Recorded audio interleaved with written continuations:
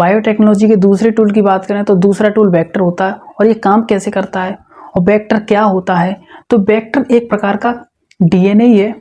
और ये काम क्या है इसका, यानी जीन ऑफ इंटरेस्ट को एक जगह से होस्ट सेल में ट्रांसफर करना। यानी हमें दिल्ली से आगरा जाना है, हम किसी साधन से जाते हैं, ऐसे ही जीन ऑफ इंटरेस्ट को हमें होस्ट सेल तक पहुंचाना है, वो भी किसी साधन से जाएगा। तो ये साधन इसका वेक्टर है, तभी हम इसको व्हीकल डीएनए बोल रहे हैं। ये आपका प्लाज्मिड है, ये जीन ऑफ इंटरेस्ट या डिजायर्ड जीन है। इसको हमने लाइगेज एंजाइम के द्वारा जोड़ा।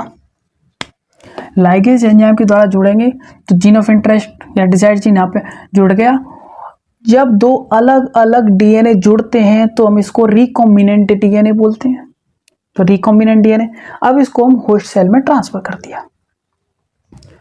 अब क्लोनिंग वेक्टर की बात आती है। क्लोनिंग वेक्टर किसे बोलते हैं, तो वेक्टर को हमें क्लोनिंग वेक्टर बनाना है।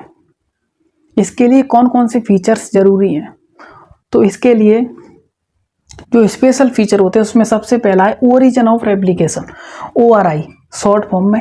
सिलेक्टेबल मार्कर ये आपका दूसरा है, क्लोनिंग साइट्स ये तीसरा है। तो इसको हम बारी बारी से पढ़ेंगे। सबसे पहला फीचर ओरिजिन ऑफ रेप्लिकेशन, इसको हम ORI साइट भी बोलते हैं। तो सबसे पहले हम यहाँ देखते हैं होस्ट सेल में। होस्ट सेल में हमने ये डिजायर्ड जीन है आपका या प्लाज्मिड है, इसके नंबर को बढ़ाना है। तो इसके नंबर को बढ़ाने के लिए क्या क्या करना चाहिए, हमें रेप्लिकेशन करना चाहिए। नंबर कैसे बढ़ाते हैं, नंबर बढ़ाने के लिए रेप्लिकेशन होना चाहिए। रेप्लिकेशन किससे होगा, रेप्लिकेशन के लिए इसमें ORI साइट होना जरूरी है। तो वेक्टर में आपके ORI साइट पाई जाती है, ये आपकी ORI साइट हो गई।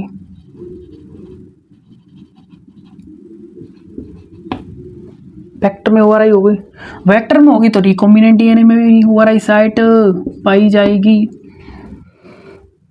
अब हमने क्या करना है, डिजायर्ड जीन या जीन ऑफ इंटरेस्ट या फॉरेन डीएनए को ORI के साथ लिंक करने पर, जब हम फॉरेन डीएनए को ORI के साथ लिंक करते हैं तो वो होस्ट सेल में भी अपनी कॉपी बनाने लगता है। यानी डिजायर्ड जीन के यहाँ पे नंबर बढ़ने लगेंगे।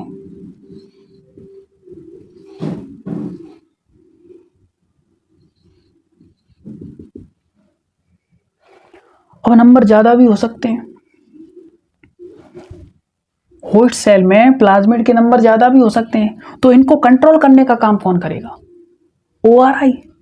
तो ORI multiple identical copies number को कंट्रोल भी करता है, कम रह रहे हैं तो बढ़ाने का काम भी करता है। क्या करते हैं हम, फॉरेन डीएनए या जीन ऑफ इंटरेस्ट को ORI के साथ लिंक कर दिया हमने यहाँ पे। जब हमने लिंक कर दिया तो वो होस्ट सेल में अपने नंबर बढ़ाने लगता है। और नंबर ज़्यादा नहीं होने चाहिए। इसको कंट्रोल कौन करता है, तो कंट्रोल करने का काम भी ORI का ही है। Any piece of DNA when link to the sequence, any piece of DNA या जीन ऑफ इंटरेस्ट या फॉरेन डीएनए को यहाँ पे सीक्वेंस ORI के साथ लिंक कर दिया, can be made replicate within the host cell, वो रेप्लिकेट कर सकता है होस्ट सेल में। This sequence is also responsible for controlling the copy number into the host cell. और नंबर ज़्यादा बढ़ रहे हैं तो कंट्रोल करने का काम भी ORI का ही है। दूसरा फीचर है आपका सेलेक्टेबल मार्कर। सेलेक्टेबल मार्कर क्या काम करता है, ये पहचानने का काम करता है, सेलेक्ट करता है, नाम से ही पहचान में आ रहा है। तो किसको सेलेक्ट करता है, ट्रांसफॉर्मेंट को। ट्रांसफॉर्मेंट नॉन ट्रांसफॉर्मेंट में ट्रांसफॉर्मेंट को पहचानना है इसको, और उसमें भी रिकॉम्बिनेंट नॉन रिकॉम्बिनेंट में से रिकॉम्बिनेंट को पहचानना है। यानी ट्रांसफॉर्मेंट विद रिकॉम्बिनेंट को पहचानने का काम करता है। डायग्राम से समझते हैं, ये आपके दो वेक्टर हैं, ये डिजायर्ड जीन या जीन ऑफ इंटरेस्ट है।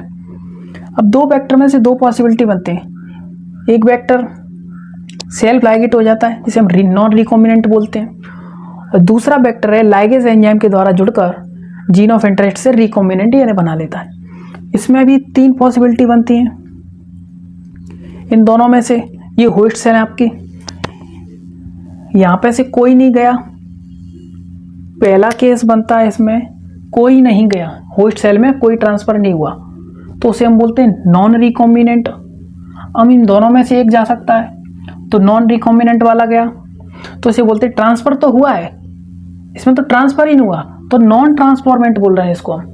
अब इसमें ट्रांसफर तो हुआ लेकिन नॉन रिकॉम्बिनेंट वाला ट्रांसफर हुआ, तो इसको हम बोल रहे हैं ट्रांसफॉर्मेंट विद नॉन रिकॉम्बिनेंट।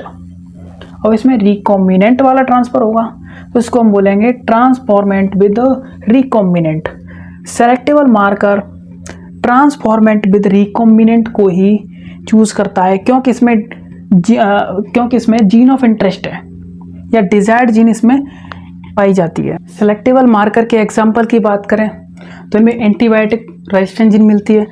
पहला है एम्पीसिलिन रेजिस्टेंट जीन, AMPR मतलब कि resistance gene, chloramphenicol resistant gene, kanamycin resistant gene, tetracycline resistant gene, ये आपकी 4 रेजिस्टेंट जीन सेलेक्टेबल मार्कर में पाई जाती हैं।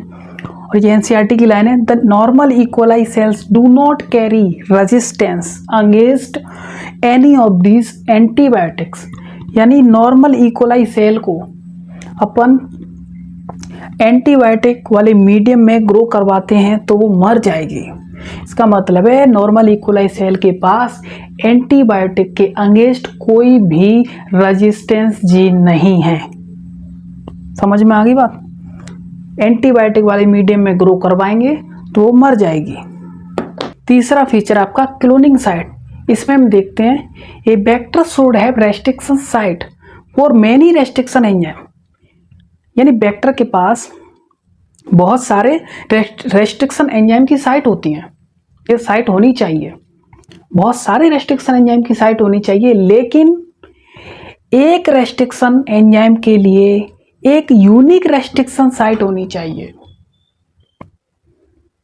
अब एक से ज्यादा रेस्ट्रिक्शन साइट प्रेजेंट है और ऑफ 1 RE, यानी एक एंजाइम की एक से ज्यादा रेस्ट्रिक्शन साइट होने पर vector will generate several fragment. ये वेक्टर के टुकड़े टुकड़े कर देगा और आगे जीन क्लोनिंग में बड़ी दिक्कत आएंगी, कॉम्प्लिकेट मामला हो जाएगा। डायग्राम से समझते हैं। ये आपके पास 2 वेक्टर हैं, यानी एक वेक्टर के पास एक से ज़्यादा रेस्ट्रिक्शन एंजाइम की साइट मिल सकती हैं, लेकिन ऐसे एक रेस्ट्रिक्शन एंजाइम की एक यूनिक साइट है, इसकी ये यूनिक साइट है, यानी BAM-H1 यहाँ नहीं काट सकता या HindIII यहाँ नहीं काट सकता। अगर एक रेस्ट्रिक्शन एंजाइम की एक से ज़्यादा रेस्ट्रिक्शन साइट मिल रही हैं तो वो DNA वो वेक्टर के टुकड़े टुकड़े कर देगा, तो किसी काम का नहीं है, जीन क्लोनिंग नहीं हो पाएगी।